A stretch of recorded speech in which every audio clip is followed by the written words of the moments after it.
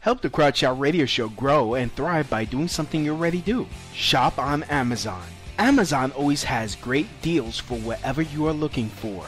From survivalists and riot gear to beanie babies. Next time you're going to shop at Amazon, use my link. The prices stay the same, but I get credit for the sale. Just go to tinyurl.com/LouisB and just shop normally, knowing that you're helping support the Crotch Shot Radio Show. That's tinyurl.com/LouisB.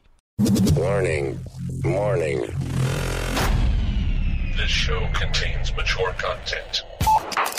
Listener discretion is advised. Are you ready to get your mind blown? One angry New York City Puerto Rican decided to start a radio show, determined to piss the world off by shoving a mirror in front of society's face. He kicked them in the balls. What are you? Who are you? This is the Crotch Shot Radio Show. Crotch Shot Radio Show. This is not a test. This is a broadcast transmission. We're going to stay on the air. And now, Louis B.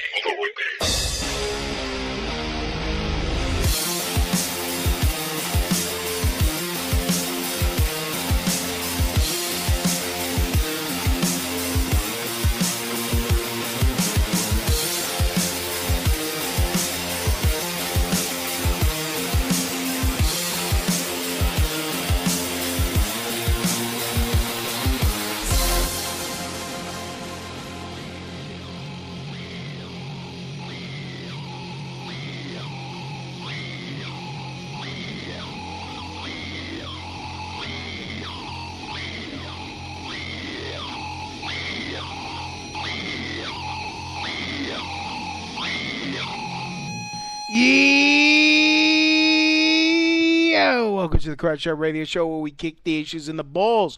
We're on an active war against bullshit. We were doing anything and everything to expose bullshit. The ends sometimes justify the means. If you're angry and want the truth exposed, then strap in and prepare to be shocked. This is Smash Mouth Talk. If you can't accept that, then fuck off. I takes no bullshit from nobody, especially from liberal motherfuckers. Especially from these liberal motherfuckers. I actually expose the bullshit of society and chop it up into easy-to-digest chunks for you. Today won't be any different. Today, I'm going to be joined today with Shane from Liberty Under Attack. We're going to be discussing Las Vegas and gun control. He's libertarian, and so let's get right to it. Shane, how you doing?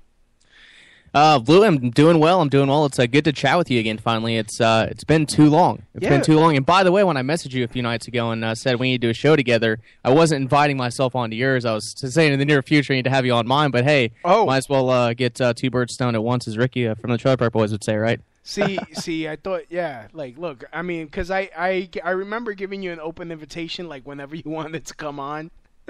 So I was like, all right, well, bet. But at the time, I was going to have Mercedes Carrera on, but unfortunately, she had a previous engagement today, so you lucked out.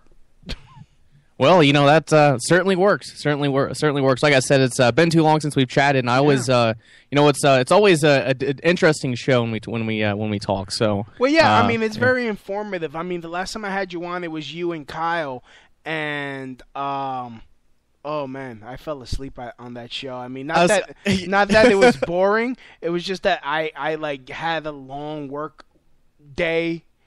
Like, I did a double, and I was but you guys were still talking.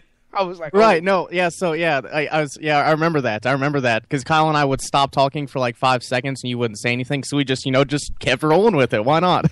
Yeah, I was like, so I felt bad for that one, but we were talking about, I believe the standoff, the Bundy standoff. Yeah, that the Malheur Wildlife Refuge. Yeah, been a while. Damn. Wow. That's still going on, though, believe it or not. Yeah, but then, really? But, I mean, I thought they were in jail. The Bundys were in jail. And I'll be honest with you, I haven't really kept up with it all that much in the past 6 months or so, maybe even a little longer than that. After posting 1,000 court documents, I kind of got sick of the entire thing and realized that it shouldn't be the duty of an anarchist to like take care of the judicial transparency for a bunch of patriots. But yeah, it's still going on. The Bundys, as far as I know, are still in jail awaiting trial for Nevada. Back 2 years ago at their Bundy Ranch, but I guess a lot of the stuff that subsided from the Oregon standoff is kind of coming to a close. As far as I understand it, there were some folks that got off. I think the government might be trying to get them again, but like I said, I haven't kept up with it too much. It's just I don't know. It's hard to keep track. It's hard to stay on top of something for almost 2 years. Right. Yeah, I mean, because especially with nowadays, like, it's always something new happening. Like every 2 days, like first the hurricane, and then we're dealing with the shooting, and then now we're dealing with Eminem. And then North Korea whatever other warmongering the state wants to do over in the Middle East. It's far too much for any normal person to keep track of. Yeah. And I think I do kind of tend to agree with Rolf Dobelli here that following the news cycle closely isn't a very healthy thing to do, because I think one of the major tools of the news cycle is keep people distracted. Keep them chasing their tail. If you try to keep up with it, you're not going to be able to. And it's a constant battle. And while you're focusing on the news cycle, you aren't focusing on furthering your own personal freedom. So right. I mean, the only way someone could do that is if there was a service, if you were like that employed a team of news analysts and fact checkers in order to like boil it down for you in an easy to digest chunks. Right. Yeah, that is true. That is true. That's the only way. So that way you could go get it in one-stop shop. And even still, I mean, where do you go? I mean, I like to watch Steven Crowder. I like goodness, why do I sound stupid? Holy crap. No, you don't sound stupid, Louis. Don't kiss my ass. Ben Shapiro, I like listening to Ben Shapiro, but it's like even in the Patriot alternative neo, I don't want to say neocon, but like Infowars. I mean, Alex has some good reporters there, but the thing is, I don't know, he's an ass still. Right. Well, yeah, that's really never changed. And Ben Shapiro, I really didn't know much about him until a few months ago. And he had a debate with Cenk Uygur from the Young Turks at Politicon or whatever that festival was. Yeah, Politicon. And I didn't know anything about Ben, but he's so eloquent and articulate with what he has to say, and like he's so quick and on point. And even though I disagree with I disagree with him on like the typical conservative things, like the warmongering and things like that, like this. So it's maybe like 20% like completely disagree, and the rest of it is kind of maybe half and half, I guess. Yeah. But I spent after watching that, I spent probably 3 hours watching his debates and his speeches on YouTube, just because even though I disagree with him, he's very, very talented at what he does. Yeah. I mean, look, like a lot of the stuff I do agree with. I mean, he's right on a lot of things. Like if you want to be successful, don't have kids outside of marriage and work. Right. Yeah. Yeah. It's like, duh. Like, I mean, I'm currently, I don't live in my mother's basement anymore. Got my own place. So I'm a productive member of society, and I don't have kids, so that's pretty much the only way I could do it. Right. Imagine having one or two of those little bastards. Yeah, and you probably said that right. They probably would be bastards because it would be outside of marriage. Well, I didn't mean it like that. I love kids, but literal. just yeah, not. I don't know. It's just right now not gonna happen. Yeah. So oh man, so how have you been? How's life? How's Liberty under attack? What are you guys doing over there? Yeah, so things are going pretty good. It'll be almost 3 years in February of doing the podcast. We're coming up on our 150th episode next month, which crazy to think about. But nothing really too different over at Liberty Under Attack. Still, focusing on direct action, solutions in finding freedom now without asking for permission from those who falsely imagine themselves to be our rulers. So a lot of direct action. Some talks on some more philosophical subjects. It's been the last couple episodes, and it'll be about one more too coming out on this Sunday. And then just normal economics and kind of I guess anarchist philosophy and stuff. So nothing too different. Just trying to grow the audience. Growing a podcast audience is extremely hard, especially when the market is so saturated. Yeah. I got Grandpa Kruska in the chat room. He's like, "What's up with all these commercials?" I'm like, "Look, I am trying to become an independent. I'm an independent podcast, and instead of me selling you guys stuff from Infowars Life or Louis B Life, get my new vitamin C supplements from LouisBLife.com, where they're 100% natural." Every freaking 5 seconds. Every freaking 5 seconds. Oh, by the way, buy this, buy that, buy my new brain pills, look, if you're suffering from impotence, buy my new boner pills. They'll grow your penis and help you come 10 gallons every time. It'll make you a better lover in bed. From LouisBLife.com. Yeah. Right. No, I know exactly what you mean there, man. Everything I do for any of the work I do in the alternative media is never behind a paywall, so I have a hard time monetizing any of my content. Yeah. So yeah, I know what you mean. I just put AdSense back on the website a couple weeks ago, and it's not invasive at all. I just put a couple ads on the front page, just see if I could generate any money with the increased traffic. But I'll probably take those off in a month too after nothing happens. So yeah, I mean, look, I'm like, I would love nothing more to be able to do this show full time, but I work full time. So if I can make money and make enough money to pay my bills, not even get rich, not even trying to get rich, at least make enough money to pay my bills, so that way I could, push back on my normal job, and focus on this full time. And really do something for society. Like, really, because, I mean, who watches the Watchers? Right, yeah. Yeah, that's definitely true. And I mean, as for the way that I look at it is, any money that I make, doing this is, just extra money, right? Yeah. So I mean, it's no matter how much it is, even if it's only $20 a month on Patreon or something, that's still $20 that I didn't have at the beginning of that month. So even though it's pretty insignificant, it's still a win in my book. Mm-hmm. Yeah, I mean, so that's why there's ads on the before and after the show, I just some Grandpa Cruz says. And Louis is an awesome comic. He has a style and talent.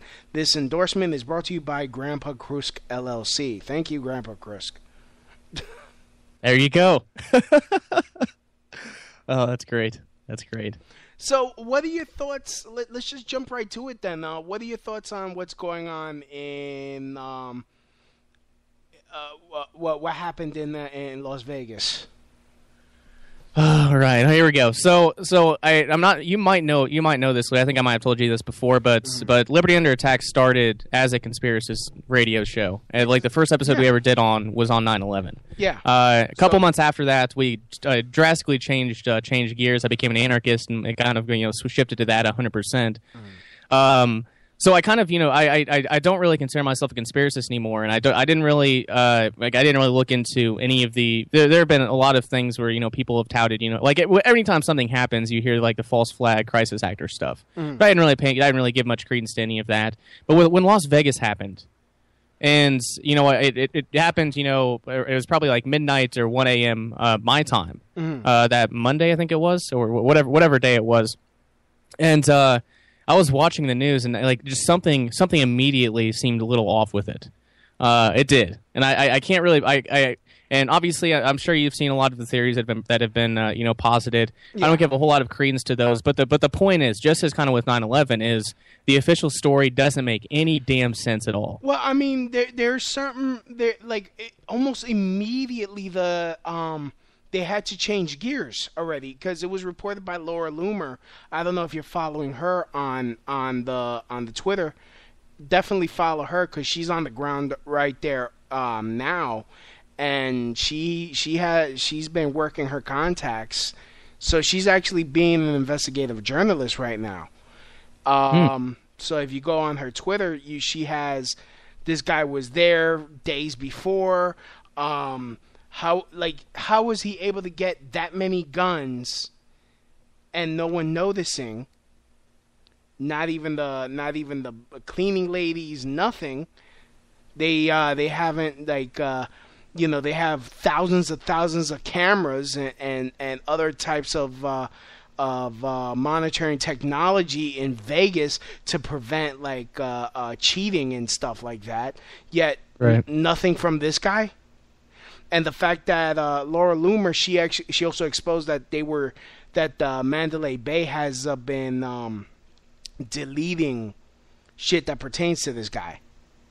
Really? Okay, yeah, I didn't know about that. And what was the question of how did he get those guns up there? That's not the most important question to me. Just be like, I do think you could just shove those in a bunch of luggage bags and probably get up there, because as far as I know, there aren't any X-ray scanners in Mandalay Bay, which will lead to something else I want to bring up momentarily. But the question that really, that I really want an answer to, but I don't think we're really ever going to get one, is why did he have so many guns up there in that hotel room? If this was his goal, he couldn't have been that dumb to think that he would need 20-something weapons. He's only got 2 arms, right? So maybe he goes through a couple thousand rounds and two assault rifles or something, 2 ARs. But what is the need for 20+ firearms? And if he was doing this with a purpose, why take on that risk? Why assume that risk of bringing in that many more weapons into the hotel room? That's the question that I don't really understand. And there have been other theories posited about that, but they don't really hold any. There's no evidence behind them, but they're interesting theories. Yeah, I mean, interesting theories. I don't know if you've seen this. We got Aaron Thompson up in here. Aaron, what's up? Usually people use carts for lots of luggage, load it into the luggage, load it on the carts easily. So that's what he says. But another one of the most ridiculous ones, I don't know if you've seen it. There was this video of this white guy saying that he got shot in the back of the head and he's like perfectly fine. You don't see no bandages, full head of hair. And he's doing interviews. Yeah, I was shot in the back of the head and I'm fine. No bandages, full head of hair. After 3 days, he's out of the hospital. He must have gotten real lucky. I don't know how the hell to explain that. Yeah, I mean, I don't know if you've seen that video. No, that one must not have come across fast. Yeah. Like that, and apparently there was a Spanish lady that was warning people or saying you're all gonna die. I heard. I saw the video for that. That one was pretty out there. Where the lady was getting interviewed, and she said, an hour before the show started, this lady was walking around, told people she was going to die, and she got escorted out. 45 minutes before the shooting started. So yeah, that's certainly strange too, right? Yeah. Well, I mean, not for nothing, call me a pussy, but if somebody pops off at the random and says, "Hey, you're gonna die if you stay here," the first thing I'm doing is I'm grabbing whoever I'm with. And I'm getting the fuck out of Dodge, and I'm pretty much telling as many people on the way out, yeah, this lady said some shit's gonna go down. I'm not risking it, especially in this day and age. Like, I don't, but that's what that lady did in the interview. That hey, when this happened, they left. So yeah. I mean, and also, that also goes on along the lines like back on 9/11, where there was I don't know if this was a myth but one of the stories where a boy pointed at the towers and said they're not going to be there soon. Huh. If you remember that. Do you remember that? I don't remember that specifically. I know there were a bunch of warnings sent out by different countries, different governments. But no, I didn't know about that detail specifically. No. Mm. Oh, okay. Well, then there you go. So yeah. 16 years later, I'm still learning stuff about 9/11. Yeah. I mean, look, I don't know. What do you think of our president? Or president? I don't have any rulers. So whoever it is, whether it's Obama, Trump, Bush, they're just individuals who falsely imagine themselves to be my rulers. But the so-called Trump, what do I think of him? I think that the anarchists who are making fun of the libertarian political crusaders that we're touting Trump, we're telling people to vote for Trump, are getting the last laugh here. As he's turning out to be another warmonger, as has been the case the entire time, as just mercantilist economic policies. I mean, it's just the same old. The people claimed he was anti-establishment, but that doesn't seem to be the case. Definitely doesn't seem to be the case. Things seem to be going according to plan. The only real difference is that. I think there's more hostility coming from both the left and the right towards Dolan J. Trump, and I'm not quite sure why that is. I'm not quite sure why, but towards who? Towards I guess it's a Facebook page. It's Dolan J. Trump. It's kind of the culture jamming way of calling Donald Trump. It's a hilarious page. Oh, okay. Hilarious page. Dolan J. Trump and Hillary J. Clinton. I mean, I don't have any. It's just same old. It's whoever is president, whoever is in whatever political position, it's always going to be detrimental to freedom. That's the only possible outcome, as has been the history with politics. So might be a boring answer for you and for your listeners, but I am a free market anarchist, and I don't talk about the news cycle on either of my podcasts. And I advocate canceling the voter registration. So I had canceled mine a couple of years back. So I really have no direct interest to focus on politics. I see. Okay. Yeah, I mean, I voted for him because I fell for it, I guess. Yeah, I remember. It was probably a few months ago. I don't remember what eventually spawned the post, but I remember you on Facebook posting something like, "Okay, Trump did this. Okay, yeah, I was wrong." Yeah, I remember what the specific instance was. He bombed something. He bombed not Libya. He bombed He bombed Syria. Yeah, he bombed. Okay. He bombed. So it was the war stuff. Okay, yeah. Okay. Yeah, I can remember what specifically Syria. It was. But. I mean, and honestly, but like, I still kind of like the fact that he pisses off people. I like his trolling. Because he's pissing off the left, and I love the fact that the left is getting pissed off because you have all these people that claim to be so aware, so with it with politics, but most of these people are a bunch of socialists. Like that's yeah. I mean, no, because especially in the comedy community, there's I can't believe how many fucking Marxists there are. And when I came out the closet as a Trump voter, oh my goodness, you could have sworn that I was the one that was slitting babies' throats. Yeah, you were the ones killing. Oh, whoops! No, that's him with her abortion, right? Whoops. Yeah. Projection much? Oh yeah, no. That's it's funny that you mentioned. Yeah, there's a ton of projection going on. Like especially they assume what your beliefs are. When I say that when I tell people I'm a libertarian, they're like, "Oh, so you don't believe in roads? Oh, you're so ridiculous." So clever, you won. Yeah. Good argument.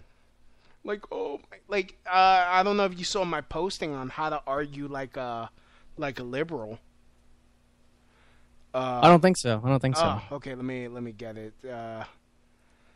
Cause I've been cause I was on this liberal talk show the other day, and the way they like to argue is like they'll ask me a question, and they don't let me finish the question finished answering before they answer another question, and then somebody else interrupts me, and then they all start cursing me out, and then they figure that they won the argument somehow because I wasn't able to answer the first question. Right, yeah, it's a lot of misdirection, and one thing I've noticed that they like to do is they like to make it seem like you're just the biggest asshole in the world. It's like, so you don't want taxes to be paid for, you don't want you don't want to pay taxes, so that means you want and you want people to die not having health care, and it's like, no, come on, that's not fair. That's not fair at all. Or they'll say, more relating to kind of Las Vegas is, so you don't want assault rifles be banned? Well, then you must want there to be more dead children. It's like, this isn't the way the arguments go. You're making assumptions here. Let me explain my position. But then, as you said, they don't really let you do that too much, do they? Yeah, like this is one of the jokes I put up is like, liberals be like liberal. Cops are evil. They want to kill us. Gets in a cop's face, shoves him, then fucks up her ribs when she is knocked down by the cop. Donate to my GoFundMe and pay my medical bills because I don't work or pay taxes. Yeah, fair enough. That's a liberal. Well, actually, that's based on the true story because there was this female lesbian comic who has accused me of being a Nazi. Think about that. You know what I look like. Yeah, that's exactly what I was thinking. Aren't you Puerto Rican? Yeah. And I don't know any Puerto Rican Nazis. No. That's just me though. But I do know some Puerto Rican communists. See, that makes a little more sense, but not really. Oh yeah, no, they're called the FALN, and they've been running around here in New York City with the black and white Puerto Rican flag, and they're just, first of all, they're stupid because, I mean, if you want to see what communism would look like on an island, look at fucking Cuba. They're not doing really well. I mean, they're doing a lot better now because, the embargo has been lifted. Right. Which, I guess from a libertarian standpoint, fine. Fantastic. Well, yeah, I mean, yeah, a lot of the folks on the right hate that kind of aspect of free trade. Yeah. They think it's that mercantilist economic policy I was mentioning. They think that buying American products, wholly or mostly, will bolster the American economy. But if consumers are forced to pay more for goods, then that actually makes everyone poorer overall. And it also makes it worse for people who are trying to do business outside of the United States. Businesses and individuals, when they have to pay higher taxes going out, and then they have to pay the taxes going into other countries. Yeah, it has a detrimental effect on the economy. So it comes back to Louis, libertarianism. Free markets. That's what it comes back to. But neither the left nor the right. The right more so will claim to like free markets. At least they claim to. But remember what the phrase is. Know someone by their actions, not by their words. But I just forgot where I was. The tangent there. Cuba. We were talking about Cuba. Yeah. Well, the left will overtax people. That's the thing. They hate progress. They will, like, if I was to, like, which also dumbfounds me when it comes to comedians, like, especially comedians here in the city who are trying to become rich and famous. Why would you want to be part of a system that would punish you for your success? And take your take your labor, because I mean, it's not as hard to work as as digging a ditch or doing construction, but creating a joke is work. And going up on stage and performing and all that is and grinding to actually start getting paid. Yeah. So it is work. I mean, again, not as hard work as a construction worker or those vital skills there. So I mean, please don't. I wouldn't say it's not as hard. I'd say it's a different type of work. Yeah. I think it's more strenuous in different areas. But I can't even imagine. I mean, just doing podcasts where I can go back and edit them afterwards. That's hard work too. But I've also done manual labor jobs, and I don't know how I would equate those to about the same amount of work. It's just different work. Right. Okay. Well, there you go. I mean, yes, but to craft a joke, constant editing, also keeping in mind on who your audience is, and also damn, where was I going with it?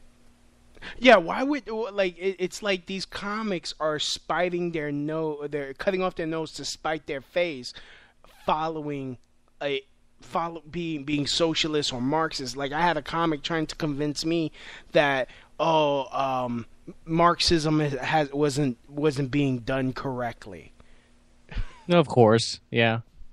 I'm like, what? Yep. How do you do it correctly? You kill less people? Like, you only kill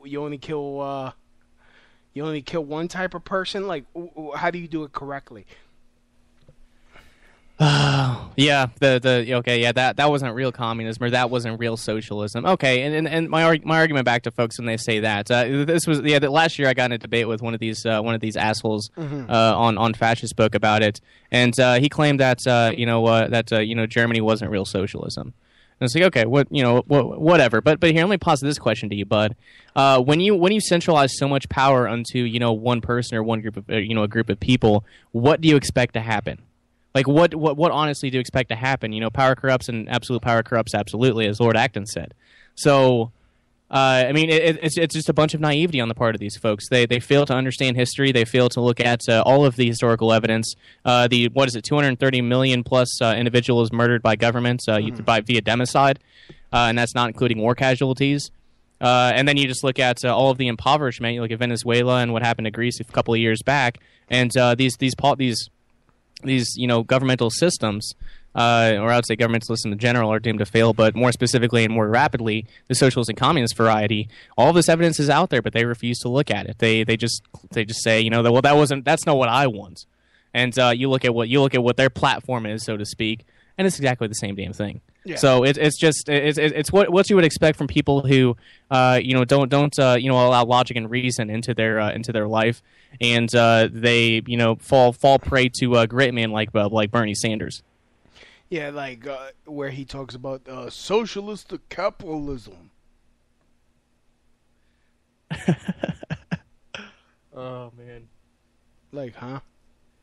That's right. That's an oxymoron. Like the left comes up with such stupid shit. It's like you can't even think of a proper comeback because it's so ridiculous. It's like what's down is up and up is down, and it's like you can't fathom how can someone be so delusional. And see and that's the hard part, Louis, is okay. So are these people we'll just take Bernie Sanders as a concrete example. Is Bernie Sanders really this fucking stupid, or is he just being nefariously deceptive? And I would say the latter, because these people are not stupid. They are not stupid. They can be. Yeah, I mean,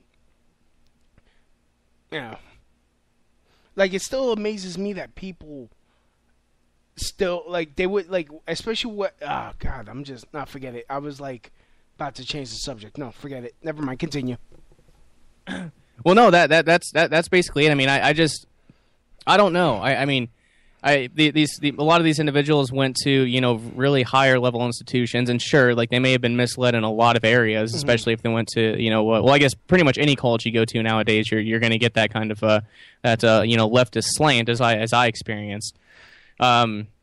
But at the same time, though, they cannot be this stupid. They really cannot be. Have you ever noticed that a lot of these people who are socialists, and again, I see this all around me, they never had a real job.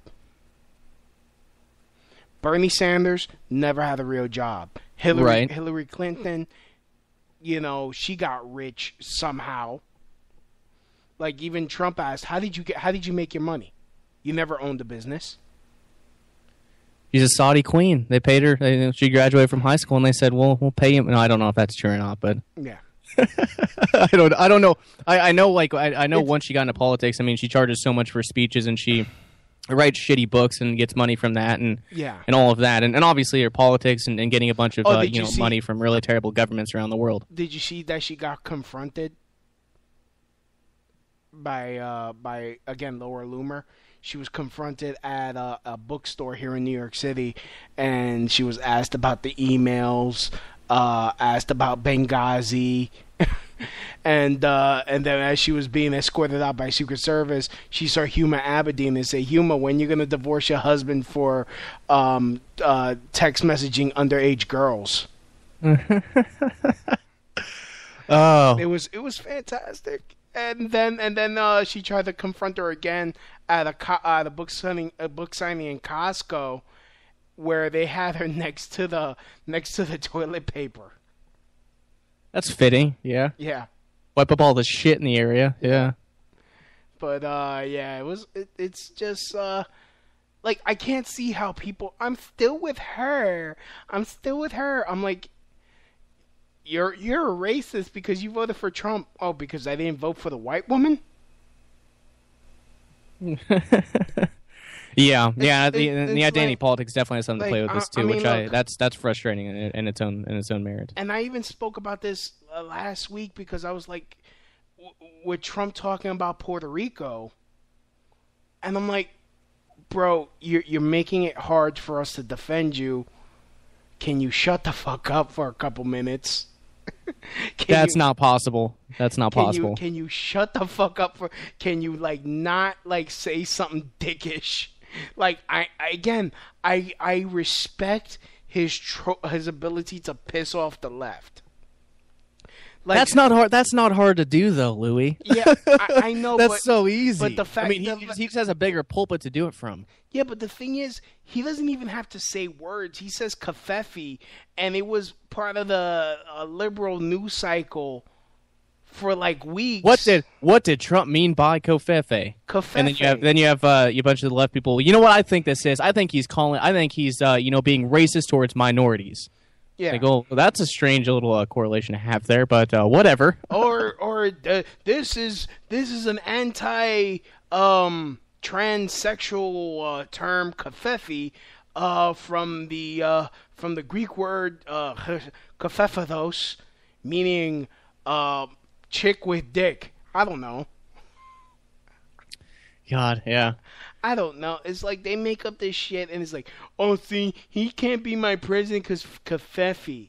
Like, really, really understand. Like, these people are so like. I don't hate Trump. I don't. I think he's way better than Hillary. I would have much rather Ron Paul, tell you the truth. But I think if there's someone to blame for Trump existing or Trump going into power, I want everyone on the left to look in the mirror. Because years and years of, oh, I'm offended by this, I'm offended by that, or this person was fired from his job because he was eating watermelon when he wasn't supposed to, or something, Right. or No, something, yeah. or something, menial like that. Like people get pissed off. It's like, yo, wait a minute. Why are you trying to punish me for my freedom of speech? I have a different sense of humor. Like people have different sense of humor. I have a dark sense of humor. I'm not trying to hurt anybody. It's just, hey, there's certain things I find funny, and there's certain things I want to joke about. That hell, like, and then you get Trump, who says, yeah, I'm going to say whatever the fuck I'm going to say. No, I'm not going to apologize. And you could almost respect that, because especially when people are losing their job left and right for any little thing that's perceived either sexist, racist, or homophobic.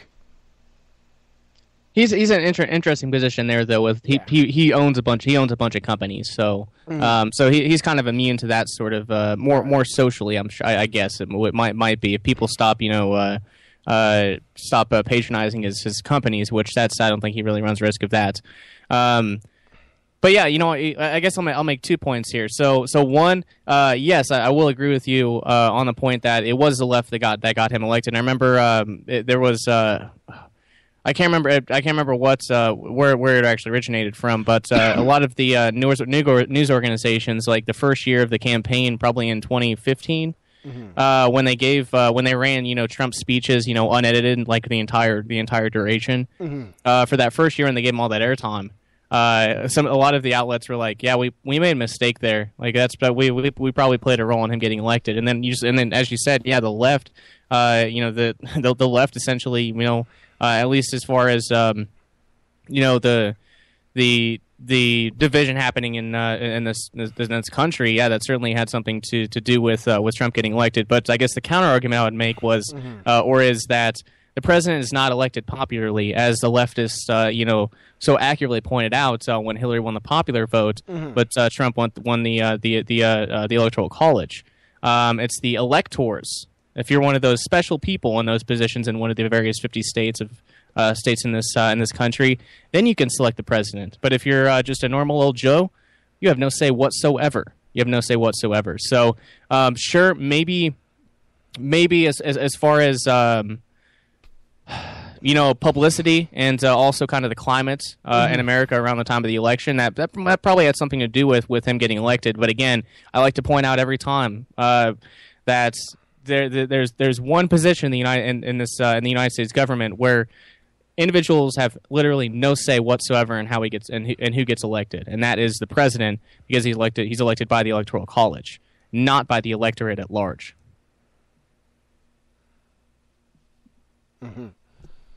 Well, yeah, that's that. Everyone knows that now, because even the left knows it. Yeah, they were trying to overthrow the Electoral College. It's like, okay, great, now it's actually being acknowledged. So what is all this stuff with the leading up to the election? What's all this stuff for? The presidential debates? Those are only for the electors. Then to everyone else, it's just a big entertainment, money scheme by the news networks. If that's the case, then instead of having a debate, they should. All 50 electors should interview, or the candidates should interview with each, have 50 interviews each, or however many electors are there. It depends on the state, but there's multiple electors. Like there might be 10 or 15 for New York or something like that. Instead of having a debate, they should just interview like a regular job. That would be more honest, yeah. But it would. Because in 4 years, when this happens again, the left will forget about it. The publicity that this received will be forgotten, and people will still go and get all hyped about the presidential election, even though they have literally no say over it whatsoever. Oh yeah, and it's a very good scheme that they have going on. It really is to get people to focus on the one thing they have literally no control over, the presidential election. Yeah, that's a goddamn scam. If I could say so myself. That and honestly, people on the left they get so upset with what he says, even though him as the president, he basically has no power to do any of the shit that he says unless Congress allows it. Right, yeah. So that's true too. People, so the president does have a lot of power. That's kind of no joke, especially with executive orders, national security decision directives, and things like that. But generally within the confines of the procedures of the Constitution, no, he doesn't have a whole lot of. He does he really can't do anything by himself other than those executive decisions. Everything else has to go through Congress, which is why one reason why kind of the whole Obamacare replace and repeal. He says that he wants that done, but it's not all up to him. Yeah. So him making these wild promises on the campaign trail. That's out of line. But every politician does that. And unfortunately, still to this day, and to the next the midterm election and for the next presidential election, people will forget all about that, and they'll just take what someone says at face value, and they'll elect them, and they'll do the complete opposite of what they said they're going to do, and they'll act all surprised, as if this is the first time this has ever happened in the history of this country. Or in the history of politics ever. Oh yeah, it's funny. It's funny, but it's also frustrating. Right, like the trans ban apparently, which there was no trans ban. He just said, "Hey, maybe we should ban transsexuals from the military." And even still, it's not like he could just say he just tweet it out and it's done like Simsim Salabim. No, he has to go through the Joint Chiefs, and it has to be signed off by the Pentagon before that could go into effect. And to my knowledge, no such order has been signed yet. Right. And hey, yet, that might be one thing I actually do kind of agree with him on. And calm down, SJWs, although I don't think many of them would listen to your show. No. Or maybe they do. I don't know. But if they do, I think they should ban everyone from joining the military. Yeah. I think that would be a swell thing to do, Mr. Trump. If you do that, I will backpedal 100%. If you ban everyone from joining the military, you disband it completely. I will. I don't know. Maybe I'll call you my president. I'm kidding, but. Well, obviously that's not going to happen, but banning people from joining the military, I think, is just a swell thing.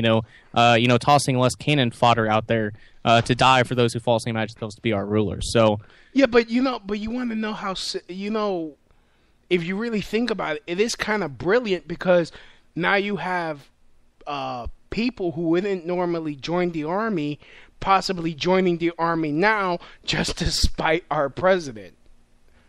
It is right, and with the, I'm sure you saw the NFL national anthem nonsense, but someone I didn't think of it this way. Mm-hmm. I don't want to get into this too much, but there was kind of along those same lines. Someone posted, Donald Trump got all of his political opponents to literally bow before him. Yeah, I saw that. I laughed my ass off. I was like, oh my god, that might actually be true. Although I don't think Trump is that cunning to kind of do such a thing. I don't know if he puts a lot of thought into what he says on Twitter, but that's just me. Yeah, no, it's he has, yeah, no, it's the fact that people focus on this, like, what do you think he's gonna do? And also that is exposed when it comes to the NFL. The reason why they started even allowing that, because it was a rule that they weren't allowed to do that. They had to stand.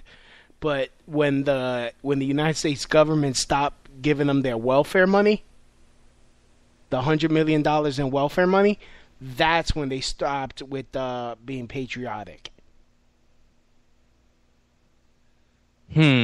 Well, yeah, I know that's like no one can really say the NFL is a private corporation at this time. There's no way at all. I mean, with all of the money that's put into stadiums, all the taxpayer money that's put into stadiums, mm-hmm. and then also too there was the maybe it was I remember off the top of my head. I've said before, I don't really focus on this stuff too much, but apparently there was a bunch of DoD money that went into the NFL to put on patriotic shows and the national anthem and such.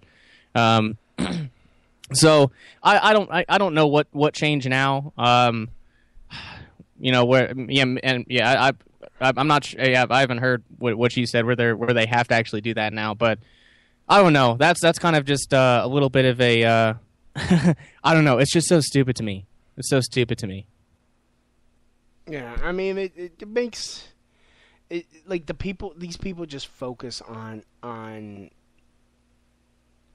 shit that, like, they're so worried about words and not actions.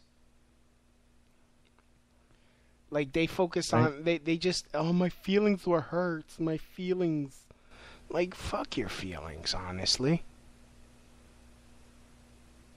Right, yeah. Yeah, but I mean that's one thing I have an issue with politics in general is it provides individuals with the false notion that they actually did something to further the cause of freedom when all they actually did was go, push a button or pull a lever. That's so whether it's the right or the left, in large part, that will consist of most of anyone's activism and the pursuit of freedom in regards to politics. So that's my major beef with politics. Mm-hmm. And then also too all of the time, money, and effort put into politics that could better be utilized in other areas, at least in my opinion, and actual causes that could further the cause of freedom. Well, really, when it comes down to it, like most people don't want to put in work. That's the thing. They want someone else to do it. They want the poor to be taken care of by someone else. They especially the left. I mean, they're very generous with other people's shit. They're so concerned with what other people do with their money. It's like, and a lot of these people, they're not producers. They, especially when you have a lot of people paying with food stamps, when, hey, the price of food would be a lot cheaper if certain, if the market would be allowed to like work unhindered, if that's the word. Right. Yeah. I know what you mean. Yeah. Like, that's true. And honestly, and that's one of the reasons what I liked about Trump when he was saying, "Hey, we're gonna cut a lot of these silly regulations." Yeah, I mean, again, like if he says he's doing that, or he said he was going to do that, but I don't know how much he's actually doing. Any so-called regulations he cuts in one area, he's increasing those through the mercantilist policies, whether it's import or excise taxes or anything like that. Mm-hmm. So yeah, I think the right in general might be making a mistake there when they, and also I think the stock market with how much it jumped since he was elected, I think that might be a bubble because. If you look at both sides and see this is I'm gonna reckon I'm gonna summon Henry Hazlitt here, Economics in One Lesson, and I'm gonna paraphrase it terribly, but the bad economist only looks at the short term or kind of the very narrow perception of what's going on. The good economist looks at the short term, the long term, and all of the impacts that they could have on the economy as a whole. And I think unfortunately. The right's looking at, maybe these little regulatory cuts in one area, and then they're not going to foresee the detrimental effect his other policies, his other additional regulations are going to have on the economy. So, so yeah, there's that. All right. So, what would Trump have to do to convince you that he is anti-establishment? Resign? Oh. Maybe. I think that's the only thing. Yeah. Really? Okay. Yeah. I mean, Louis. Yeah. I before the election, I was against Trump. I've been against every politician for about 3 or 4 years now. It doesn't matter who they are. Even Ron Paul. After he tried to sue, and even when he sued his own supporters over the Ron Paul copyright scandal. I've been against every politician. For 3 or 4 years now, and that didn't change when Trump came. I saw the exact same nonsense that I saw. I mean, it kind of looked like the reincarnation of Alexander Hamilton, all of the terrible things that he did. So his mercantilist policies and such. So I mean, no, there's nothing that get me on board with Trump or any other politician. But I mean, he's a good rapper though. Trump? No, Alexander Hamilton. Alexander Hamilton, a good rapper. Oh crap! You don't get the reference. No, if it's a pop culture reference, I'm probably behind on that. So okay. Apparently, you didn't know that there is this a musical on Broadway written by a Puerto Rican. Oh, okay, yeah. Hamilton. I know what you're talking about. Yeah, it's not something that comes to the forefront of them. The only musical I ever want to go see is the Book of Mormon. That's the only one I care about and ever think about. So, which tickets are just ridiculously expensive. Right. Oh goodness, I wanted to see Book of Moron too. I call them the morons. Hey, well, yeah, whatever works. I just know. There was one class when I was getting my associate's degree. There was one class that it was my some you're probably some like- you're probably musical like- class or something, and they were gonna have us go to a play, and I was like, well, they only want to go see his Book of Mormon, and it was like $250 up in Chicago, like 2.5 hours north, and I said that's not worth it for a bullshit degree, anyways. Oh no, the Hamilton tickets they raised them to like $600. In fact, hold on. Let's. What people will pay for historical fiction. I'm presuming fiction. If it's that mainstream, then it can't actually be the true story of Hamilton. Yeah, let's see. In fact, here while I'm looking it up, let me play a song called "One My Shot." It's in the place to be. 2 pints of Sam Adams, but I'm working on 3. Those redcoats don't want it with me, cause I will pop, chicka pop these cops till I'm free. Oui, oui, mon ami, je m'appelle Lafayette, the Lancelot of the revolutionary set. I came from afar just to say bonsoir to the king, cause it's who is the best, c'est moi. Brah, brah. I am Hercules Mulligan, up in it, loving it. Yes, I heard your mother. Okay, I'm back. That was All right, That a was short intermission. It gave me enough time to get some more wine, so I appreciate that. Ah, yes. So yeah, the least expensive tickets to see Hamilton in New York City is $435, and it goes upwards of $1,998. Okay, so on the lower end of that, I could get a round trip ticket to like Las Vegas, and for the higher one, like $1,100, I could get a one-way trip to one of the obscure islands off of New Zealand. Okay, that seems like a rip-off to me. If I'm going to spend that much money, I'm going to, go on a trip. Yeah. But that's it. That's unless you win the lottery, because they have a lottery for lower price tickets for like $10. I wonder what the chances of winning those are. Probably like the actual lottery. Goodness, I tried to win it because my mom wanted to see it, and then she's like, "Why don't you take a nice girl instead?" I'm like, "Mom, you don't take a girl to Hamilton on a first date." That sets the bar way too fucking high. Right. That's something you work up to, and plus, if the woman would even be interested in that, anyways. Right. Yeah, I mean, you're not taking them to look, Wicked or something. Like, look, if I'm gonna take a girl to see Hamilton, one of the hottest musicals out there, it's either gonna be a girl that is I'm planning on marrying, or she gave me a threesome and this is a thank you. Or have you seen that South Park episode where Randy takes his wife to all those musicals? No, seen that one? No, I haven't. Oh man, it's so good, so good. You need to watch it, especially after this conversation. Yeah. Yeah, I mean, it's like you're gonna be single forever. Like, you don't like. I'm not like. And then what? Then she's gonna want to go on something else expensive for the second date. I don't got money like that. No, definitely not. And Definitely. then what? And then I definitely not. Then I take her to the movies and dinner like on a normal day. Then she's talking shit the whole time. I'll knock her ass out. Yeah, or I guess one other alternative is you could set the expectations beforehand, saying, I got these tickets, I'm taking you. Don't expect this normally or regularly or within the next 5 years. Right. Like set the expectations ahead of time. Like, this is, you're just lucky you're going with this to me. Okay, you're lucky as hell. So next when I take you to McDonald's next week, then you just better be damn happy that you're with me. Yeah. But normally that's not McDonald's, but you know what I mean. Yeah, but that's not how it works.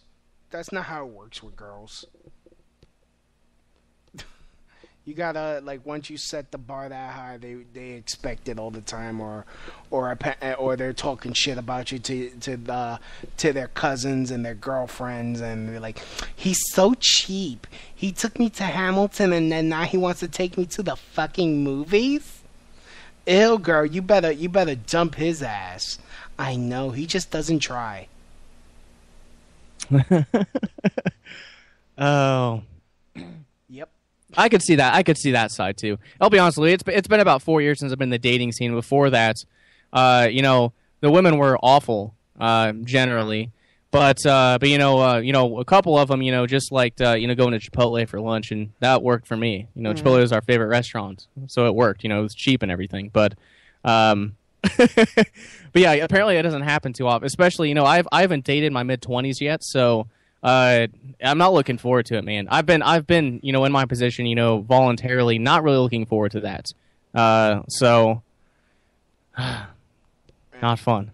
Yeah, I'm about to be in my mid 30s, and You're getting old. yeah, I just turned 34 like a few weeks ago. But yeah, like my options are so limited. It's either stay single, date a ugly chick, or become a stepfather. That's the options. Yeah. That's the options. And Well, as my dad always says, big girls need love too. yeah, but they gotta pay. They've got to compensate in some other manner, huh? Yep. They got to be rich or something, right? So yeah, we're starting to like wind down the show. Back to like Las Vegas. Everyone's talking about we gotta ban bump stocks. First of all, I don't know how fucking guns work. I just know I should be able to have one. New York City is the hardest to even get a gun. Yet, hey, there's still gun violence going on. Imagine that. Yeah. There's still gun violence going on, but for me to get a gun, it will take me the better part of a year and thousands of dollars in legal fees to prove that I justifiably need a firearm. Yeah, you got to pay off the mafia before they'll let you have a firearm. Yeah. Yeah. So that's it, and that's God. I will say though, with the Las Vegas thing. Like there obviously were, anytime something like this happens, there's obviously the clamor for gun control and all that stuff. Mm-hmm. But this was an interesting, and this is another thing that kind of raised some red flags for me. Obviously there was the typical leftist, as I said, the typical leftist clamoring for gun control, but the mainstream media, from what I saw, it wasn't that bad compared to other things. But what did come up quite frequently, within 24 hours after, is that hotels and casinos aren't as secure as we thought they were. And then there was talk of, essentially making, hotels and casinos, especially in the Vegas area, like going through an airport. Oh, yeah, putting body scanners there. Yeah, so that was an interesting little turn. I'm not a huge, although I don't go to Vegas, but if it goes up in Vegas, it'll go into Chicago and all of the major cities. In New York City, where you are too, I'm guessing that'll be a feature there, an obstacle there soon. So that was one interesting thing. There wasn't all of the focus really wasn't the gun control aspect, even though that was there. It's always there, guys. I'm not saying it wasn't there. But it seemed like that was more of the focus, getting those things into, getting those naked body machines into hotels and casinos. Which go ahead. Don't do anything, which never caught anything, anywhere. In fact, there was the whole legal question: if they scan a child, it's technically producing child pornography. Right, yeah.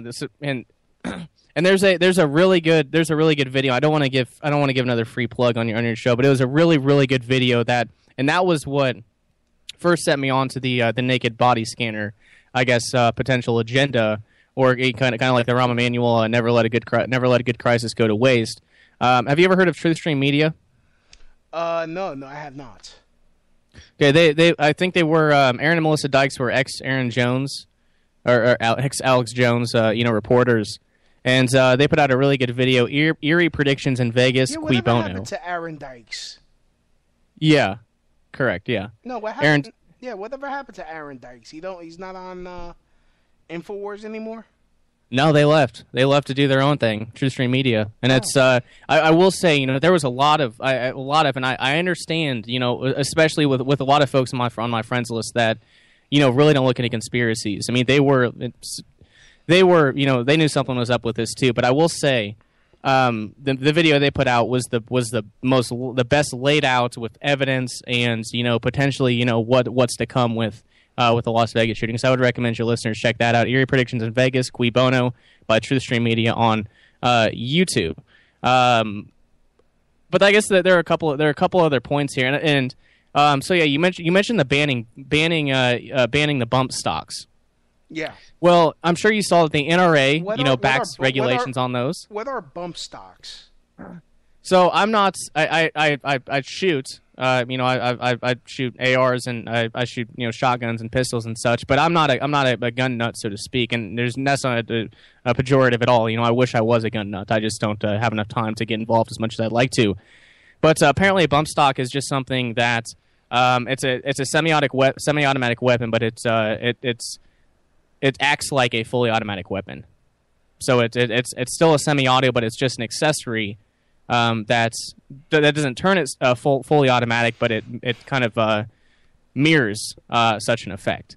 So it's just an accessory. But what was interesting about this situation, and this is predominantly what really raised some red flags for me. So the NRA, a couple days after, said that they back regulation on bump stocks after the Vegas massacre. Now, obviously, the typical NRA line, or any Second Amendment or gun owner in general, is that regulations and bans don't work because, as you said, in New York City, criminals will always obtain these weapons, or in the case of the bump stocks, accessories, and therefore these things will only affect law-abiding gun owners. Well, apparently, for some reason, that doesn't apply in this case. They just bowed down to political pressure, is what I'm guessing. They had to. I'm sure you saw the tweet from Nancy Sinatra, was it? Who retweeted something NRA said and said something along the lines of, they should get set in the line of a firing squad or something like that. Something really, really, really terrible. So I'm guessing the NRA just backed down to political pressure on that one. But and this is something I don't think a lot of people really saw. But do you remember when Trump was on the campaign trail and there was talk about concealed carry reciprocity, nationally? Where if you had concealed carry in one state, it would be recognized in the entire United States? Vaguely. Because that was one thing, at least with some folks in my family, that was the one reason that was pretty much the major reason they voted for Trump, and also to keep Hillary out, was because Trump would have been a lot better on guns, or so they thought. So there was a lot of talk about concealed carry reciprocity. But after this happens, that was yanked from, and this is according to Gun Owners of America, that was yanked from the discussion, and now the Republicans want to discuss gun control.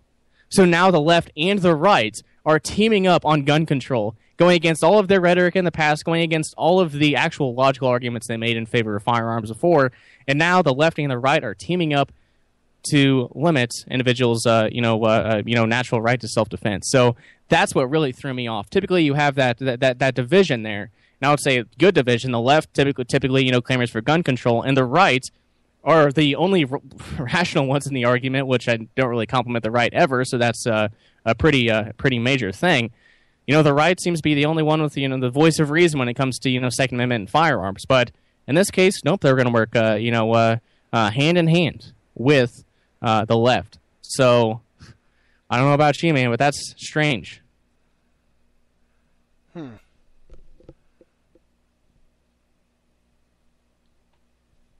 Certainly strange.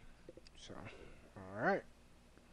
So, yeah, so what do you think of also Hillary's like, we need to ban silencers? Like, again, I'm not knowledgeable at guns at all because New York City, even though I've had one stuck in my face because by a very brave soul, and I'm being very sarcastic. Right. But yeah. Like think about that. So silencers don't really silence, like, because in the movies, like, a guy puts a silencer on a gun, it's but from what I'm understanding, it doesn't really make that sound. It still makes a but it's not as loud. Yeah. As far as I understand it, I've never used a silencer. I don't have, a federal firearms license or anything. Unfortunately, I'm still fighting with the Illinois State Police over my FOID card, my firearm owner's identification card. It's been about 6 months so far. So even the communist state of Illinois is probably more like New York City in that regards. But as far as I understand it, the silencer wouldn't have made a difference at all.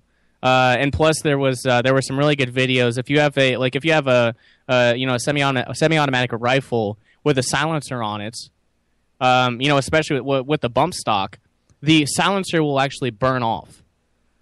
It will just deteriorate. And I watched a few videos, demonstrating that. So this guy fired thousands upon thousands of rounds, allegedly. Mm-hmm. And that silencer would have been gone by the end of that anyways. And second off, it wouldn't have negated I'm pretty sure there still would have been muzzle flash. And also too, and this is, I don't know how true this is, Louis, I'll be honest. Again, I've never used a silencer, but I imagine too that the silencer would also reduce the velocity of the bullet too. So what she said was just ridiculous. And I know what tweet you're referring to. And in the second, there was one tweet, and the next one, she said something on the lines of, or I'm going to paraphrase badly, like we shouldn't make this political. And then the next tweet she says was her saying that silencers need to be banned. No, that was the same tweet. So yeah, same tweet, yeah, whatever it was, yeah. So she said we shouldn't make this political, but then she made it political. So okay, yeah, this is exactly what I would expect from Hillary Clinton. Yep. Alrighty then. So I think we're good there. So where can people find you? Sure. So my main podcast is Liberty Under Attack. You can find that at libertyunderattack.com. We're on all of the major podcatchers, iTunes, Stitcher, TuneIn Radio, all that good stuff. If you ever get sick of politics, any of your listeners do, you can come over there. We'll give you actual solutions in finding freedom now outside of the political realm. Things that are far likelier to bring you that personal freedom rather than relying on politicians to provide that for you. Mm-hmm. And the other podcast I do is the Vonnie podcast. I actually did that with Kyle. With Kyle Reardon, the last guy that was on here with me, Louis. Sleepy Salsa. Yep, Sleepy Salsa. So we do the Vonnie podcast, which Vonnie was just it's an awkward contraction of voluntary and not vulnerable. It was started by a guy back in the 1960s. So right now we're on season 2. We're just looking at the solutions that he proposed for becoming more invulnerable to coercion, and that's you can find that at VonniePodcast.com, and Vonnie was spelled V as in Victor, O, and as in Nancy U, VonniePodcast.com, and that's the LUA and Vonnie overlap, but Vonnie is much more specific, and we just stick to that one subject. So LibertyUnderAttack.com and VonniePodcast.com, and Louis, awesome. It was an honor to be back on your show, man, and I need to get you back on LUA in the very near future. Yeah, definitely. I'm working on some stuff, so. Let me know when you want me on, and I'll come a running. As always, you guys could find me. I'm on Google Play Music, all the podcatchers as well, and you could also catch it on YouTube. Please smash the like button. However you're listening, feel free and leave a comment. I read all the comments. Constructive criticism, love me, hate. If you like me, then thank you. If you hate me, then fuck you, of course. And come back next week. Actually, I might be having a special show later this week with if I could get in contact with the lovely, the talented Mercedes Carrera. Come back next week. Same bad time, same back schedule. Follow me on Twitter at LouisB1. Also on Gab at LouisB1. And as always, from my house to your house, mahalo. That's the end of my show. Donk.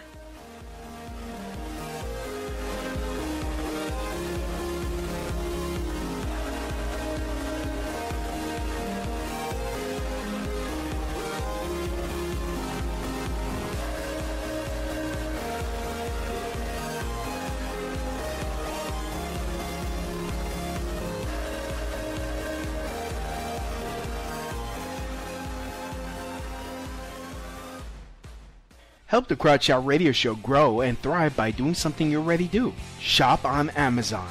Amazon always has great deals for whatever you are looking for.